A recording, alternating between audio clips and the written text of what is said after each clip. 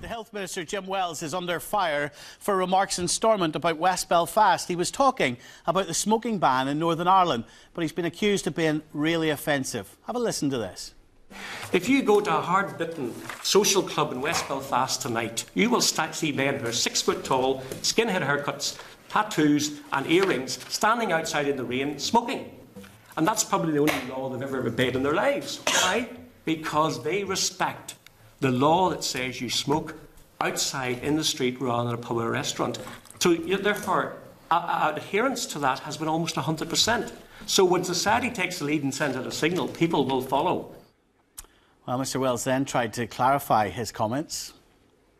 My comment would apply to any working Rangers, Celtic club anywhere, Loyalist club anywhere in Northern Ireland. I wasn't particularly homing in on West Belfast.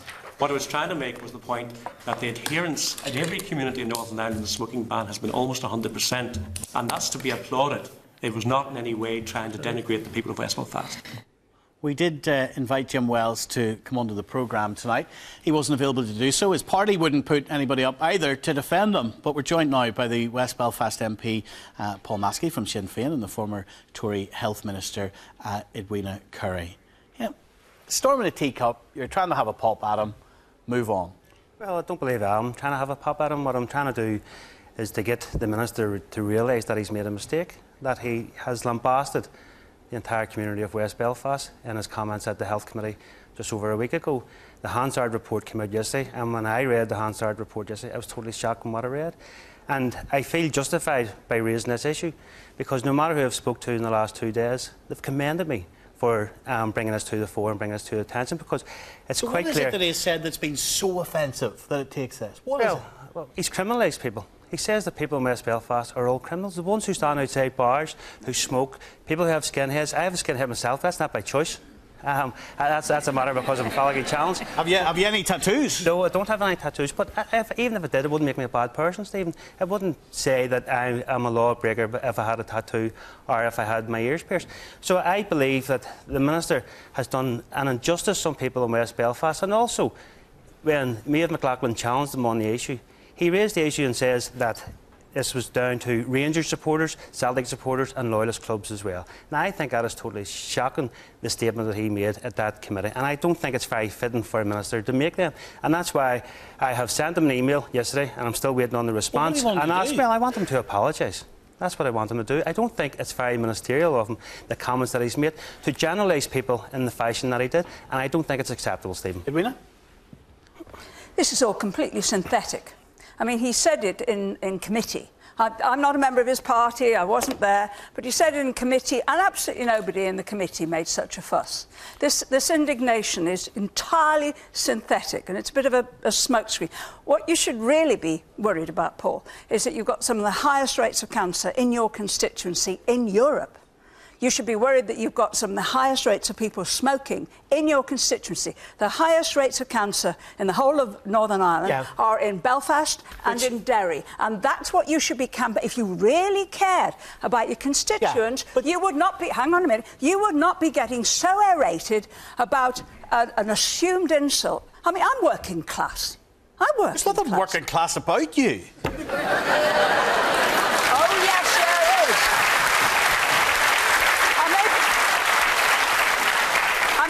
You have to accept I'm Scouse working class. I mean, my grandparents were immigrants and they came to United Kingdom with absolutely nothing. But I'm not going to take any insults from anybody. But to concentrate on an imagined insult when you have got so much illness to worry about. We will talk about the implications of smoking. Of course we will. If you really care, that's what you campaign on. But to suggest that somebody and that a group of people may have a propensity to break the law because they happen to have a skinhead or indeed tattoos. Well, it may be true. Get over it. It may be true. Get over it. Is that the image you want of Belfast? What do you mean it may be true? Well, you're in a suit, he's in a suit, people dress in different ways. It's trivial. I don't care what people look like. Sorry, what do you mean it may be true? It may well be true. It may well be true. It may also be It may be true that somebody has a tattoo or a skinhead that they're more likely to break the law. No, it may well be true that the person with a tutu and a skinhead is a criminal, and he's actually keeping to the law by standing outside. OK. But it may be somebody else in here. Well, we can hear the sighs already. Get in the glasses here. Go ahead, young fella here, go ahead. Hi, Dan. So my question's to Edwina herself firstly. I've got tattoos. I'm currently studying a law degree. Do I not belong there? Should I be outside as a working class? Where's your tattoo? Can you show us it? Oh, do I not belong there? Should I not be studying law? Am I a criminal? What's that a tattoo of? It's an old school slave. It's got a bit of everything. So would you judge him? Oh, you should see my daughter's tattoos. Not that I'm sure that... Would you vilify your daughter then? Would you judge him? Do you vilify your daughter like a then? student.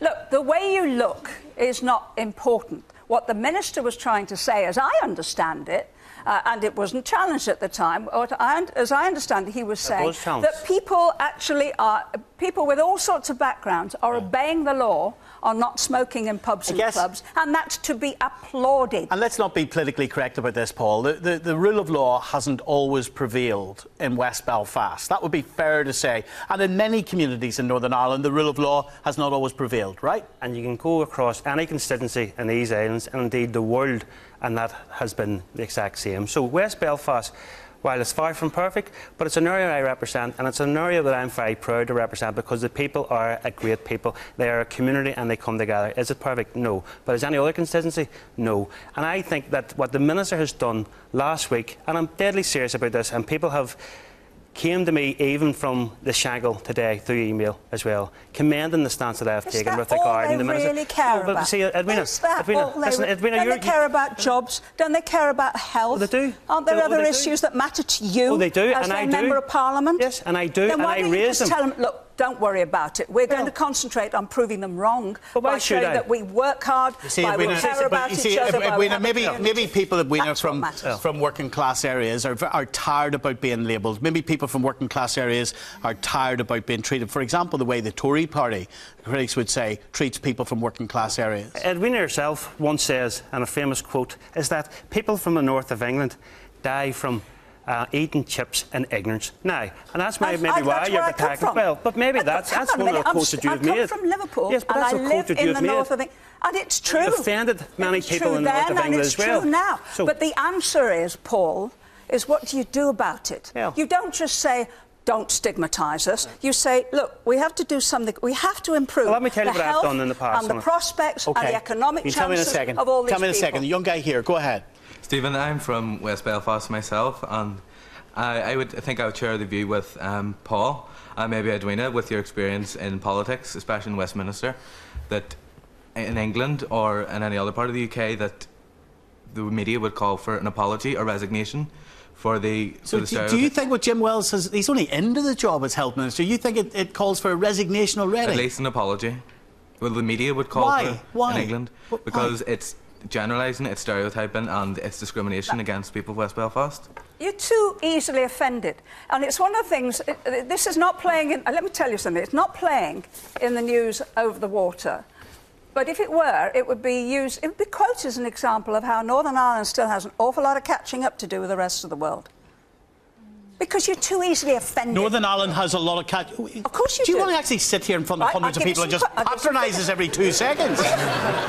Seriously, though, we don't. Hold on a minute. Actually, no, hold on a minute. We do not have a lot of catching up to do with Across the Water. I work across the water 4 days a week. Northern Ireland is as intelligent. Northern Ireland is as forward-thinking as any other region of the UK. So don't be telling us that we have.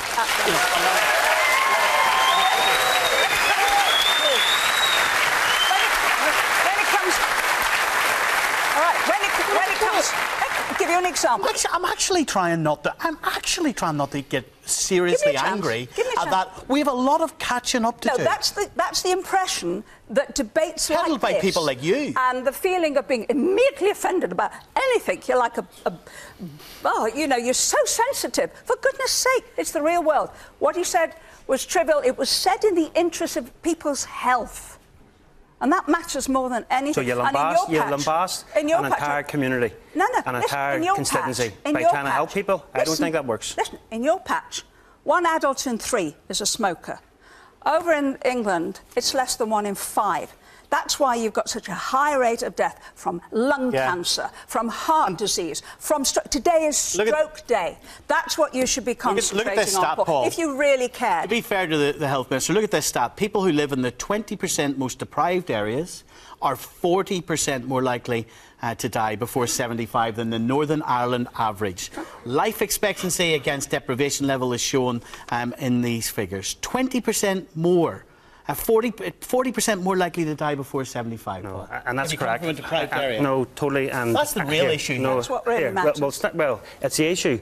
And it's one of the issues, but you don't lambast someone by trying to tackle an issue that you need to do with regards to the smoking ban. He should be coming out and commend people for adhering to the smoking ban. That's exactly so number what one, he did. but he didn't do that.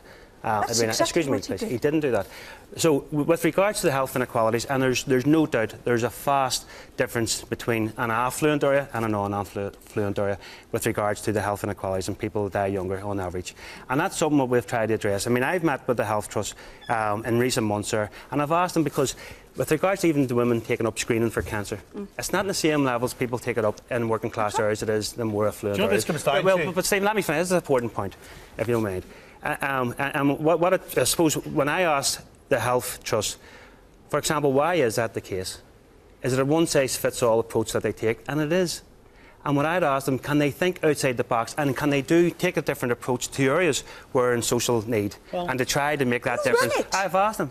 I run it. I don't run the health. You campaign for that. So spend your energy on that and don't go out of your way to be offended, Paul. Well, listen, I'm offended. Most definitely I am, because I represent a very proud people in West Belfast, and I'm very proud to do so. And I can't think of another job that I would like more to do than the job that I'm doing now. But people in West Belfast and beyond, working class people, whether in Rangers clubs, Celtic clubs or working class loyalist clubs, I spoke to them today and yesterday, and they are greatly offended as well. So it's not just me who's offended. There's entire just whipping it up. Show some leadership. You're seriously not politicking tonight. You've been seriously speaking to lots of people in Rangers clubs today. Yes. In Rangers clubs. No. I didn't say I was. I heard it. No. Stephen, you picked me up wrong. I didn't say I was in Rangers clubs today. I said I was speaking to people who from Rangers clubs and from loyalists. Did you do a ring around the Rangers clubs? No. Well, Stephen, I see you can be smart about this. I'm you can't be smart about this. But what I'm trying to say to you, you're another politician happens to bump into somebody now from a Rangers club. No, Stephen, I said to you earlier on, there was people through Twitter, on my feed in Twitter, there was people through my feed in Facebook, and as well as emails. And I can show you if you want. Right, so you haven't been speaking to them, you've been reading their Facebook posts. It's all smoke. Young fella here. It's all Go ahead. You're trying to hide other things. I think Jim Wells is quite an influential person, and I think people like that should think before they speak, because I'm not from West Belfast, but if I was, I would be very offended by what he said. Yeah, it's to be fair. Get it's over not. it. But I don't think you understand Get over it. it. I don't think, because you're from Liverpool. Yeah, you can be as rude as you like about Scousers. No. I don't mean to be. But I just think because of the tensions and things over here, I don't think you fully understand why people. That's the point that I was trying to make. Offended. I think that's the point that I was trying to make. The quicker that Northern Ireland becomes much more like the rest of Europe, if you like, much more aware of the problems of smoking, of the dangers of ill health, much less offended, for goodness sake. So we're not aware of the smokings of ill health now? Well, there's still far too many people in Paul's constituencies, I think he's prepared to admit, that are smoking, that don't take advantage of the cancer screening. And his view, and I agree entirely with him, is that sometimes you have to present these arguments in a different way. So present them, please. Please, Paul, show some leadership. Don't let everybody get offended. All you're doing is just making it harder for those health officials and those health workers who are trying to help the people that you represent. I'm trying to make it easier. This young fella here, go ahead. Wiener, I think you're being rather over-dramatic about the whole issue, really. I'm from England. If Jeremy Hunt, as Health Secretary, says something as divisive about that, say, talking about people from the north of England, he would have been reprimanded by now. And even though I would say his remarks were prejudicial, I would say that things like welfare reform, the budget, are probably issues that we should be speaking about more often than issues like this remark. It should be put to bed by people up at Stormont. He should be reprimanded and we should move on. But to say that it wouldn't be brought up in the House of Commons is a lie, because it certainly would. If someone as influential as the Health Secretary over in Westminster had said that, then it would be high on the agenda. In Danielle Britain. writes to me tonight. I'm just having a look at our Twitter feed, at Stephen Nolan. On the text, if you're sending them, we'll get them up on the screen as well. Danielle writes to me and says, I have 9 tattoos and 6 piercings. I'm a mum of 3. This is discrimination against people with tattoos. There's Rodney in Newcastle. Jim Wells has insulted all the working class people of Northern Ireland, not just the West Belfast people. So what? Just get over it. Honestly, get over it. It is not the most important thing that's happening in this wonderful part of the country.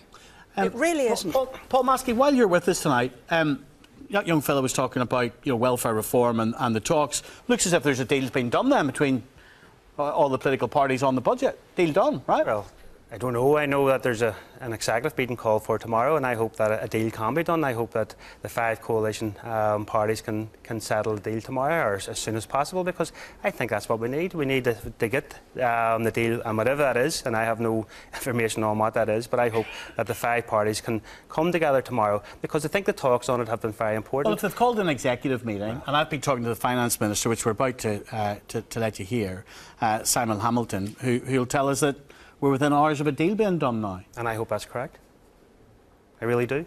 Well, do you know if your party has blinked? It's more important. Well, our party, we've said all along that we very much want to see the protection of frontline services. We are opposed to the welfare cuts, which Edwina would be very much in favour of, because we want to protect some of the people what Edwina talked about with regards to protecting some of those from the most deprived communities in the north of Ireland, in the hope that their life expectancy can go on. What people will be further. looking at. And look, at the end of the day, a compromise, many people would argue, had to be reached, but many people will be looking tomorrow when this deal is announced to see if Sinn Féin have accepted what you call the Tory cuts. Yeah, well, we'll have to see and we'll have to wait for that, and I suppose the devil is in the detail, and that will hopefully come out tomorrow or Friday or some day soon. I hope it really does. OK. Ladies and gentlemen, give Paul and Edwina a round of applause. Thank you very much. Thank you. Thank you very much.